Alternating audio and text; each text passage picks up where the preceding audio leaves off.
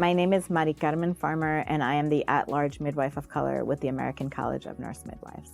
I am a sociologist by training. I did work in social justice in the early part of my career and was an activist and an educator, but I've always been interested in becoming a clinician, and I really didn't know where I fit in that world of healthcare. And then I myself had an unexpected pregnancy in college, and I was cared for by midwives. I had very difficult labor with him, and I decided that day that I wanted to be like the person who ushered me through labor. Midwifery is really at the intersection of healthcare and social justice, and it just felt like the right thing for me. I started midwifery school in 2015. I became a birth worker.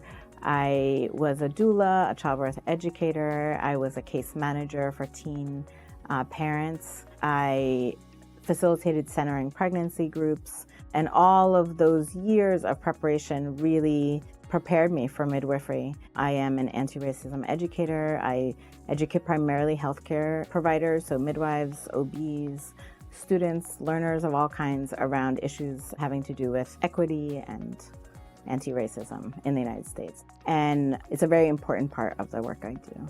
In 2015, I went to ACNM as a student, and I there became connected to Midwives of Color, and Jessica Brumley, who's our new president, was my mentor. So that was like the sort of root connection that I made at ACNM. I'm really excited to kind of expand my role in having influence over the contributions of midwives of color to the profession of midwifery, and for midwives of color to have more of a voice in what's going on the national stage in midwifery. It's very exciting that I have the opportunity to change the course of that in a small way in this role. So I think ACNM has been a great venue for professional development for me outside of my clinical skills.